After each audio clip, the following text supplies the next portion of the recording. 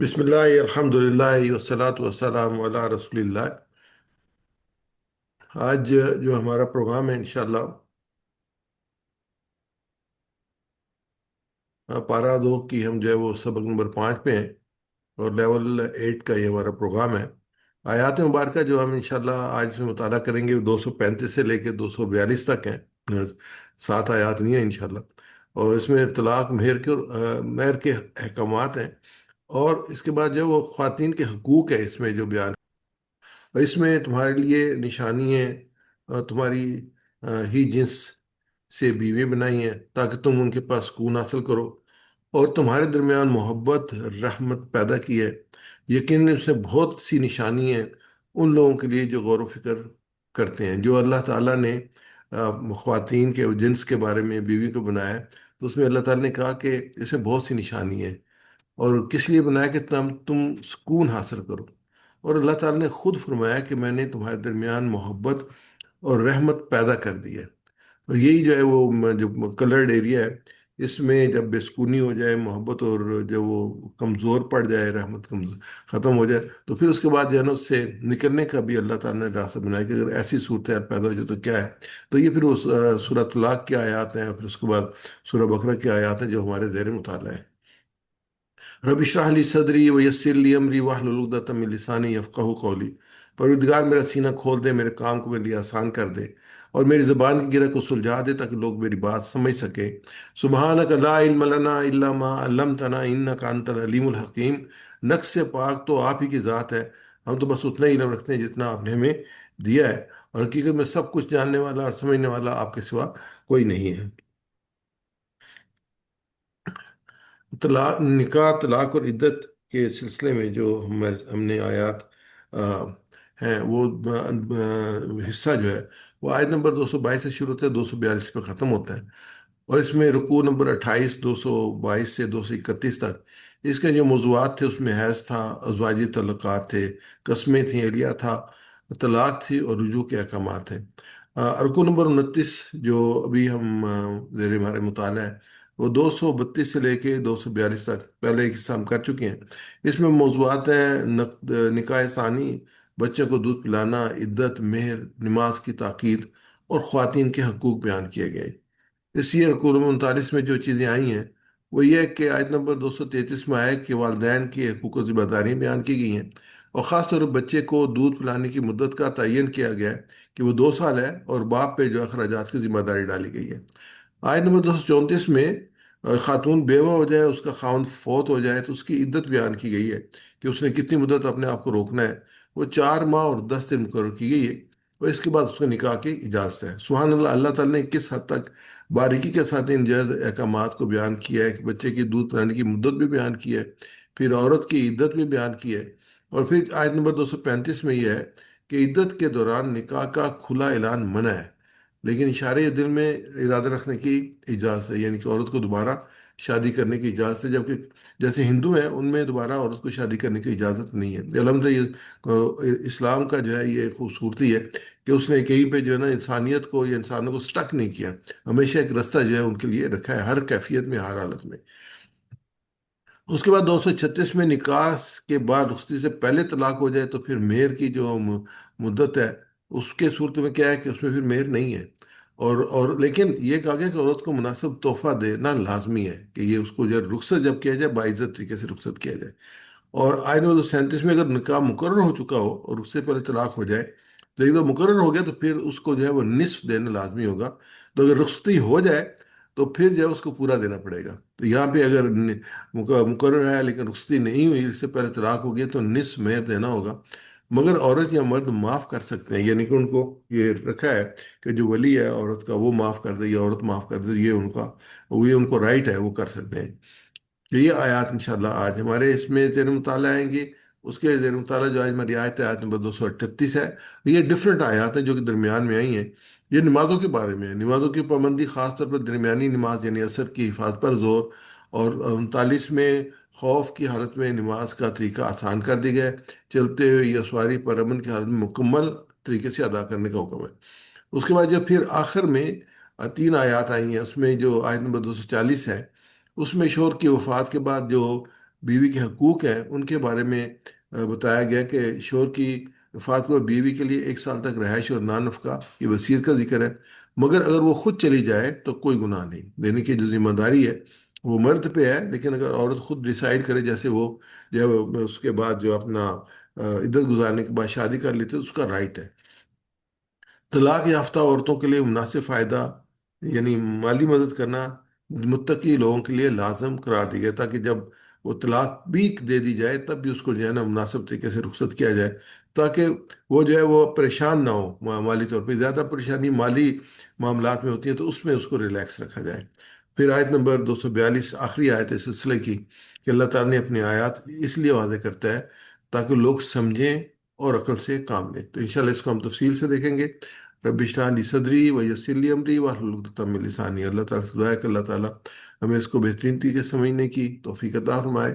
آیت مبارکہ 235 ہے، اعوذ باللہ من الشیطان الرجیم، ولا جناح علیکم فیما عرضتم به من خطبۃ النساء او اکننتم فی انفسکم علم اللہ انکم ستذکرونہن ولکن لا تواعدوهن سرا الا ان تقولوا قولا معروفا ولا تعظيموا عقدة النكاح حتى يبلغ الكتاب أجلا واعلموا أن الله يعلم ما في أنفسكم واحذروه واعلموا أن الله غفور حلیم۔ اس کا ترجمہ ہے، عدت کے زمانے میں اگر تم اشارے کنائے سے بات ظاہر کر دو یا دل میں چھپائے رکھو تو دونوں جائز ہیں۔ اللہ جانتا ہے کہ ان کا خیال تو تمہارے دل میں آئے گا ہی، مگر دیکھو خفیہ عہد و پیمان نہ کرنا، اگر کوئی بات کرنی ہے تو معروف طریقے سے کرو، اور نکاح کا فیصلہ اس وقت تک نہ کرو جب تک کہ عدت پوری نہ ہو جائے۔ سمجھ لو کہ اللہ تمہارے دلوں کے حال کو جانتا ہے، سو اس سے ڈرتے رہو، اور جان لو بے شک اللہ تعالیٰ بہت بخشنے والا اور بردبار ہے۔ اس کا مفہوم یہ ہے کہ اللہ تعالیٰ فرماتے ہیں اگر کوئی شخص عدت گزارنے والی عورت کا نکاح کی خواہش رکھتا ہے تو دل میں یہ ارادہ رکھنا یا اشارات نکاح کا ذکر کرنا گناہ نہیں، کیونکہ یہ انسانی فطرت ہے۔ لیکن اس اجازت کے ساتھ اہم حدود بھی مقرر کر دی گئیں کہ خفیہ وعدے اور پوشیدہ تعلقات ممنوع ہیں۔ عدت ختم ہونے سے پہلے نکاح کا قطعی فیصلہ یا معاہدہ جائز نہیں ہے۔ گفتگو صرف مہذب، معروف اور مہذب شرعی حدود کے اندر ہونی چاہیے۔ اللہ دلوں کے ارادوں اور نیتوں سے باخبر ہے، یعنی کہ جو عورت ہے اس کو یہ ہے کہ وہ یکسوئی کے ساتھ اپنی عدت پوری کرے۔ اگر کوئی اس کے ساتھ شادی کرنے کا ارادہ رکھتا بھی ہے تو اپنے تک اس کو رکھے، اگر عورت سے بھی جو ہوگی وہ سارا معاملات جو ہوں گے وہ عدت کے بعد ہوں گے۔ تو یہاں پہ جو منع کیا گیا وَلَٰكِن لَا تُوَاعِدُوهُنَّ سِرًّا، ان سے پوشیدہ عہد و پیمان مت کرو۔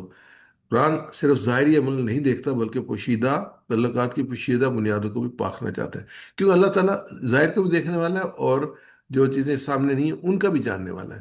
مفسرین نے خفیہ وعدوں کو میں شامل کیا ہے، کس کو؟ پوشیدہ محبت کے معاہدے، خفیہ ملاقاتیں، عدت کے دوران جذباتی وابستگی پیدا کرنا، ایسا تعلق جو بعد میں فتنہ یا بد اعتمادی پیدا کرے۔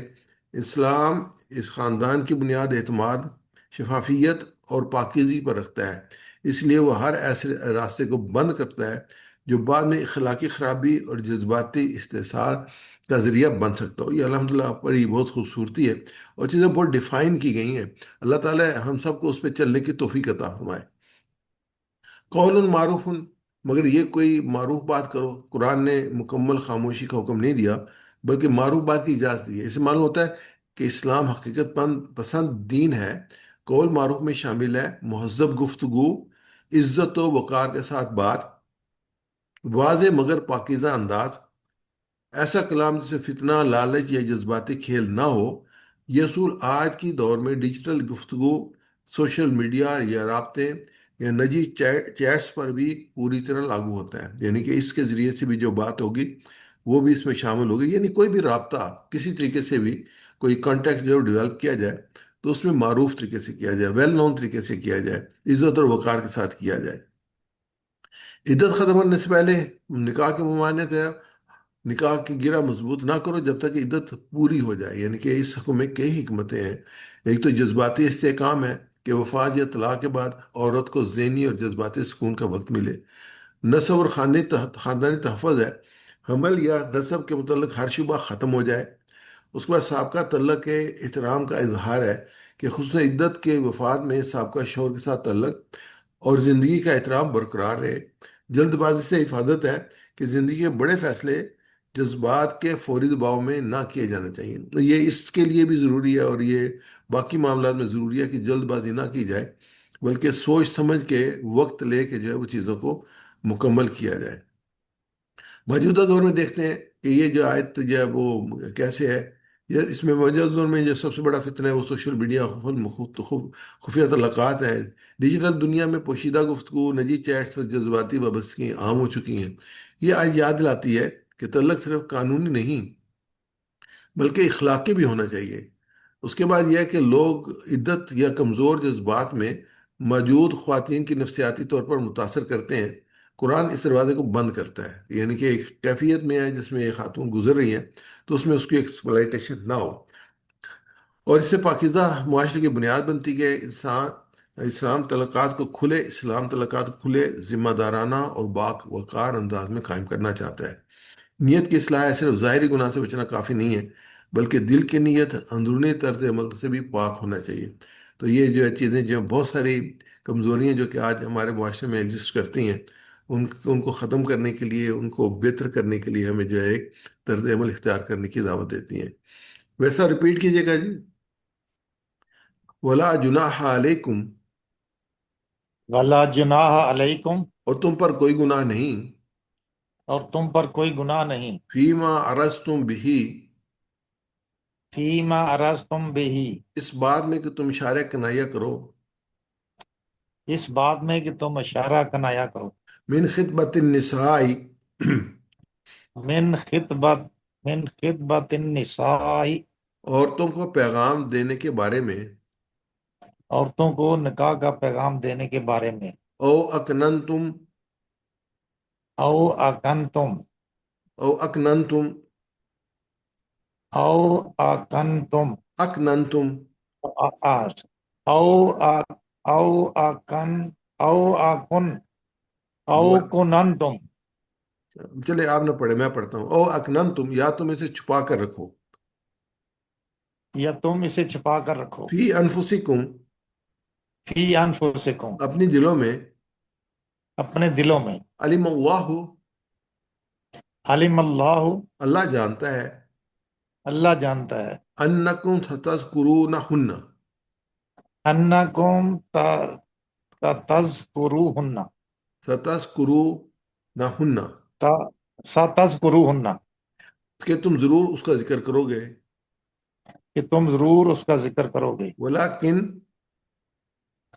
ولیکن لا تعائدوہن لا تعائدوہن سرا، سرا، یا ان سے خفیہ وعدے نہ کرو، لیکن ان سے خفیہ لیکن ان وعدے سے نہ کرو، خفیہ باتیں نہ کرو، الا ان تقولوا، الا ان تقولوا، مگر یہ کہ تم کہو، مگر یہ کہ تم کہو، قولا معروفا، قولا معروفا، بھلی اور مناسب بات، بھلی اور مناسب بات، ولا تعظموا، ولا تعظموا، اور پختہ ارادہ نہ کرو، اور پختہ ارادہ نہ کرو، عقدۃ النکاح، عقدۃ النکاح، نکاح کے بندھن کا، نکاح کے بندھن کا، حتی یبلغ الکتاب حتی یبلغ الکتاب اجلہ، اجلہ، یہاں تک کہ عدت اپنی پوری کر لے، یہاں تک کہ عدت اپنی مدت پوری کر لے، وَاعْلَمُوا، وَاعْلَمُوا، اور جان لو، اور جان لو، ان اللہ یعلم، ان اللہ یعلم، کہ اللہ جانتا ہے، کہ اللہ جانتا ہے، ما فی انفسکم، ما فی انفسکم، جو تمہارے دلوں میں ہے، جو تمہارے دلوں میں ہے، وَاحْذَرُوا، فَاحْذَرُوهُ، بس اس سے ڈرو، پس اس سے ڈرو، وَاعْلَمُوا، وَاعْلَمُوا، اور جان لو، اور جان لو، ان اللہ غفور حلیم، ان اللہ غفور، غفور حلیم، جزاک اللہ، اور بے شک اللہ بخشنے والا بردبار ہے۔ بے شک اللہ بخشنے والا بردبار۔ جزاک اللہ خیر جی، آگے ہم چلتے ہیں اگلے حصے پہ، آیت نمبر 236 پہ۔ لا جناح علیکم، تم پر کچھ گناہ نہیں، ان طلقتم النساء ما لکم تمسوہن او تقرضوہن لہن فریضہ، کہ اگر تم عورتوں کو طلاق دے دو قبل اس کے کہ ہاتھ لگانے کی نوبت آئے، یا مہر و متعوہن، یا مہر مقرر ہو، الموسی قدر ہو، اس صورت میں انہیں کچھ نہ کچھ ضرور دینا چاہیے۔ الموسی قدر ہو، المقتری قدر ہو، خوشحال آدمی اپنی مقدر کے مطابق دے، اور متاعن بالمعروف، اور جو المقتری قدر ہو، اور غریب آدمی مقدر کے مطابق معروف طریقے سے دے۔ حقاً علی المحسنین، یہ حق ہے نیک آدمیوں کا۔ تو یہ صورتحال جو ہے وہ سناریو ہے کہ رشتہ ہوا، اور اس کے بعد جو ہے وہ نکاح ہو گیا، لیکن نکاح سے رخصتی نہیں ہوئی، اور مہر جو ہے وہ مقرر ہوا، تو اس صورت میں کیا صورتحال بنے گی؟ تو یہ اس میں ہمارے سامنے ہے۔ اس میں کیس نمبر 1 یہ ہے کہ طلاق قبل از رخصتی، یعنی کہ اس میں کیا ہے، اگر مرد نے ایسی عورت سے نکاح طلاق دے دی جس کے ساتھ ابھی ازواجی تعلقات قائم نہیں ہوا اور مہر مقرر نہیں کیا گیا، تو اس پر کوئی گناہ نہیں ہے، یعنی وہ صرف نکاح کے بعد رخصتی سے پہلے اگر کسی وجہ سے علیحدگی ہو جائے تو شرعی طور پر جائز رکھا گیا ہے، یعنی یہ پاسبل ہے۔ مگر اس کے ساتھ حکم یہ دے گا کہ عورت کو کچھ نہ کچھ دے دے، یعنی عورت کو خالی ہاتھ نہ لوٹائے، کیونکہ نکاح ہوا ہے تو ایک جو ہے نا ایک تعلق قائم ہوا ہے، تو اس تعلق کو اچھے طریقے سے ختم کرنا چاہیے۔ خوشحال آدمی اپنی حیثیت کے مطابق دے، اور تنگ دست اپنی استطاعت کے مطابق دے، اس کو متاع کہا گیا ہے۔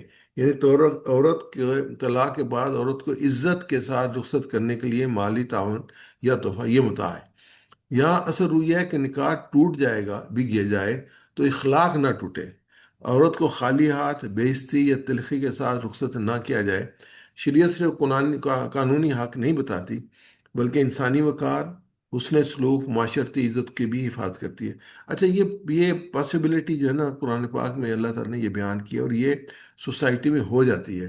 لیکن ہم نے یہ سوسائٹی میں اکثر دیکھا کہ جو طلاق کے کیسز ہوتے ہیں نا، اس میں جو معاملات ہوتے ہیں یا تعلقات ہوتے ہیں وہ خراب ہوتے ہیں، تو اس میں اللہ تعالیٰ نے اس کو بچانے کے لیے جو ہے نا احکامات نازل کیے ہیں کہ اس میں بھی عزت ہے اور وقار جو ہے انسانی حسن سلوک ہے، اس کو جو ہے وہ ختم نہیں ہونا چاہیے۔ لیکن یہ صاف ظاہر ہے کہ جو ابھی آدمی تحفہ دے گا، مالی تعاون کرے گا، اور اس کو عزت کا رخصت کرے گا، تو یہ حالات اس وقت پیدا نہیں ہوں گے۔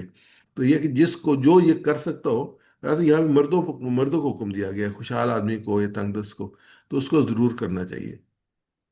حق علی المحسنین، محسن وہ ہے جو صرف عبادت، جو وہ نہیں ہے جو صرف عبادت کرے۔ محسن وہ ہے جو ٹوٹے ہوئے دل کا خیال رکھے، ٹوٹتے ہوئے دل کا خیال رکھے، جو اپنی انا سے اوپر اٹھے، جو تکلیف میں بھی انصاف کرے، اور جو رخصت کرتے وقت بھی عزت دے، اور اللہ تعالیٰ ہمیں ایسا دل عطا فرمائے جو تعلقات میں رحمت پیدا کرے، جدائی میں بھی انصاف کرے، ہر حالت میں محسنین میں شامل ہو جائیں، آمین۔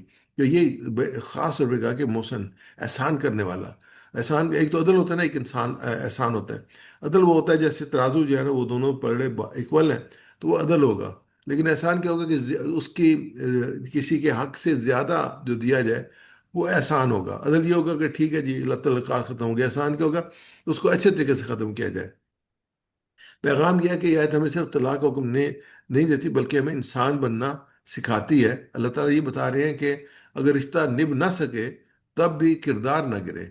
دنیا میں اکثر لوگ تعلق ختم ہوتے ہی نفرت، انتقام، ذلت، سختی پر اتر آتے ہیں، لیکن قرآن کہتا ہے جدائی بھی خوبصورتی سے ہو سکتی ہے، اختلاف بھی عزت کے ساتھ ہو سکتا ہے، ختم ہونے اور رشتہ بھی انسانیت کے ساتھ ختم کیا جا سکتا ہے۔ بنیادی چیز یہ ہے کہ جو بھی رشتہ، یہ تو ایک رشتہ نکاح کا ہے، اس کے علاوہ بھی باقی معاملات جو ہے نا اس میں انسانیت کے ساتھ ہونے چاہیے، اور انسانیت ختم نہیں ہونی چاہیے۔ ویسا رپیٹ کیجیے گا جی۔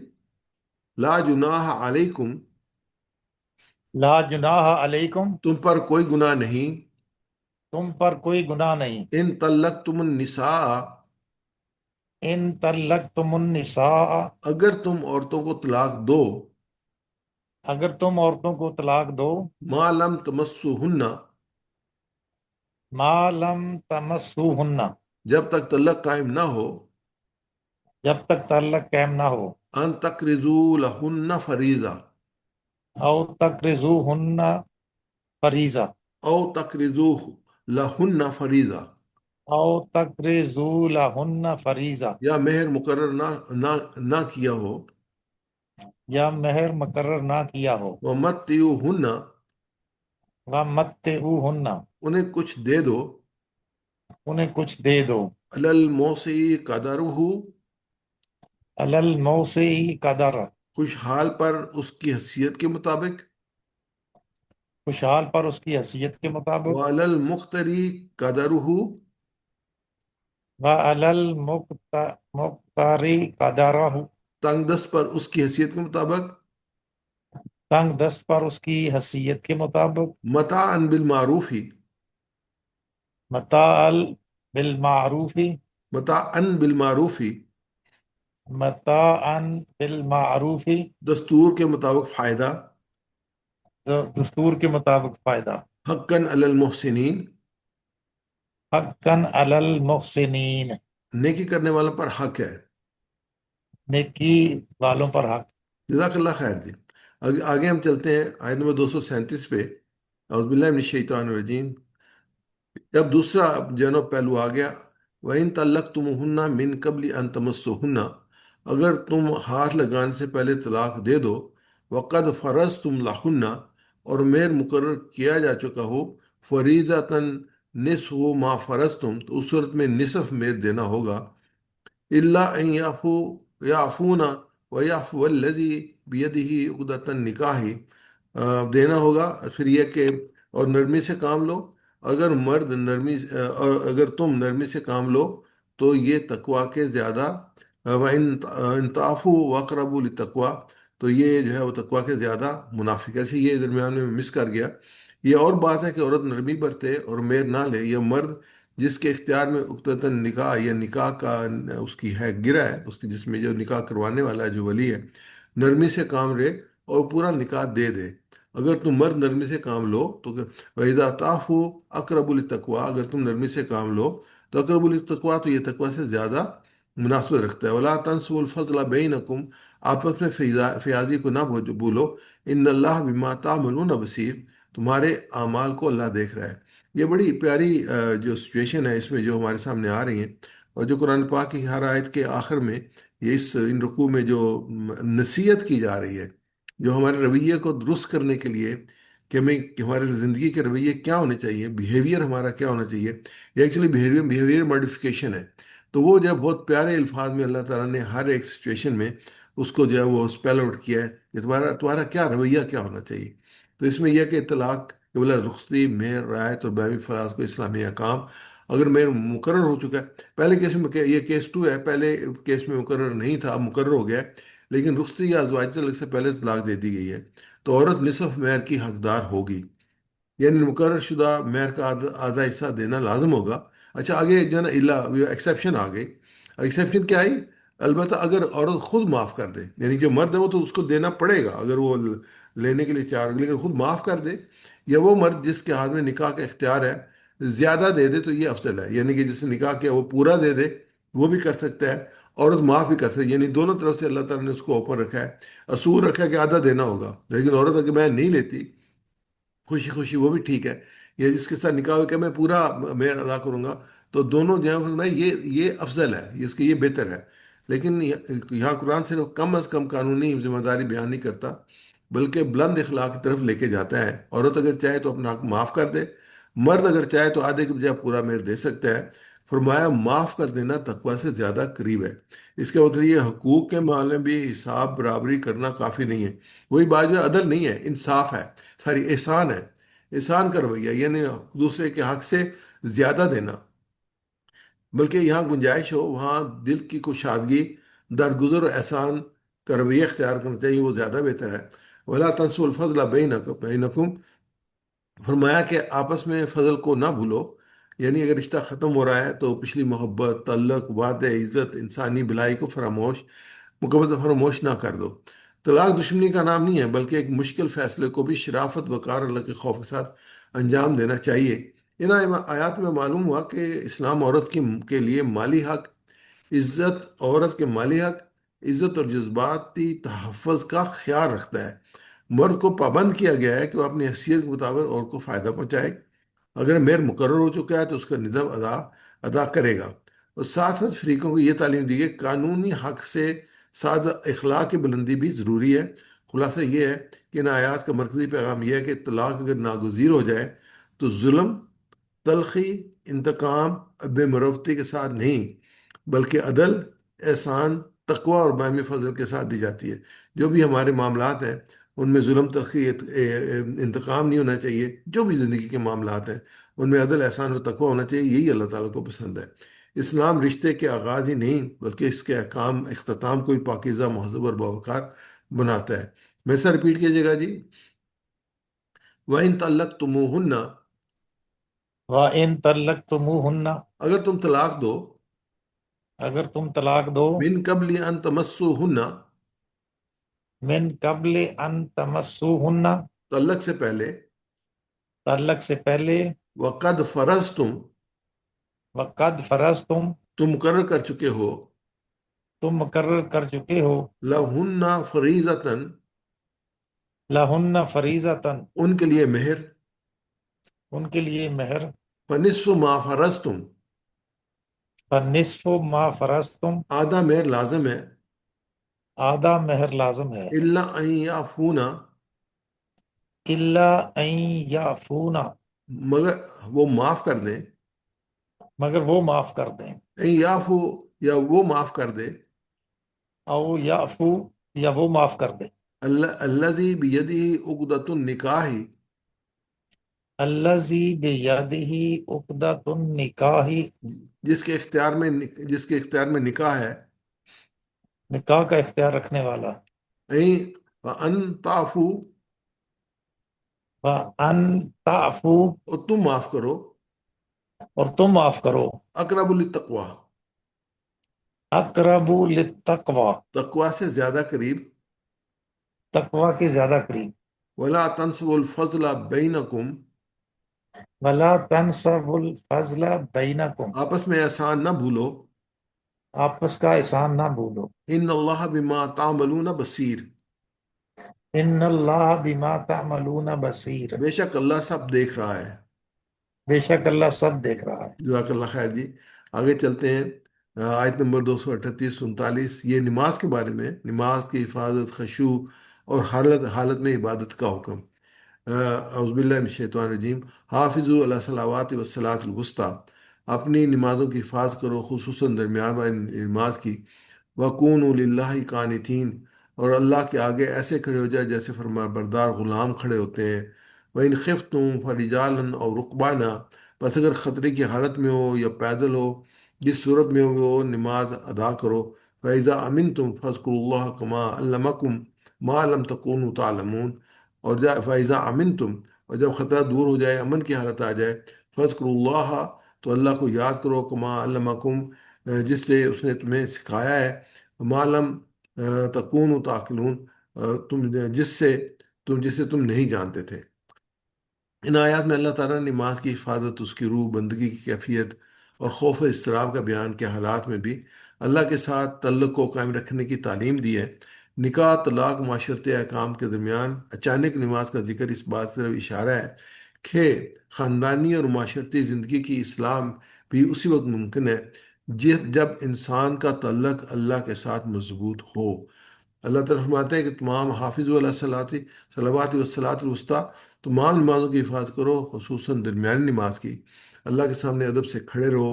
یہ حکم صرف نماز پڑھنے کے لیے نہیں ہے بلکہ حفاظت کا ہے، یعنی نماز کے وقت اس کے آداب، خشوع، اخلاص اور پابندی کی حفاظت۔ انسان کی زندگی میں کتنی مصروفیات، جھگڑے، مالی معاملات، خاندانی مسائل کیوں نہ ہو، نماز کو ضائع نہیں ہونا چاہیے۔ تفسیر میں صلاۃ الوسطیٰ یعنی درمیان نماز کے بارے میں بعض اقوال ملتے ہیں، یعنی جمہور مفسرین اور متعدد احادیث کی روشنی میں اس سے مراد نماز اثر ہے۔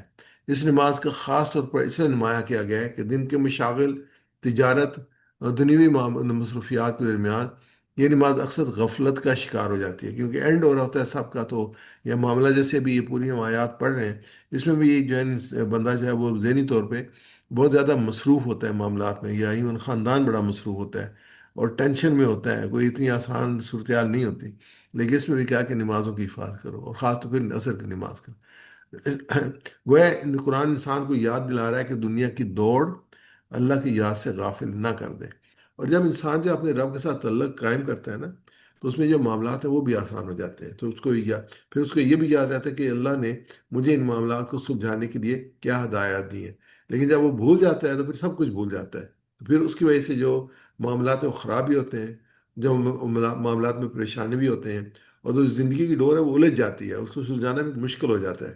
تو اللہ تعالیٰ نے جو ہمیں طریقے بتائے ہیں وہ یہ ہے کہ وہ زندگی کی ڈور اجلتی نہیں ہے، بلکہ اس میں آسانی ہی آسانی ہے۔ وقوم للہ قانتین، اور اللہ کے آگے اس طرح کھڑے ہو جیسے فرمردار غلام کھڑے ہوتے ہیں، اللہ کے ساتھ قانت بن کر کھڑے رہو۔ قنوت صرف خاموش رہنے کا نام نہیں ہے، بلکہ عاجزی، ادب، یکسوئی اور مکمل بندگی کی کیفیت ہے۔ جسم نماز میں جسم کھڑا ہوتا ہے، مگر اصل مطلوب دل کا جھکنا ہے۔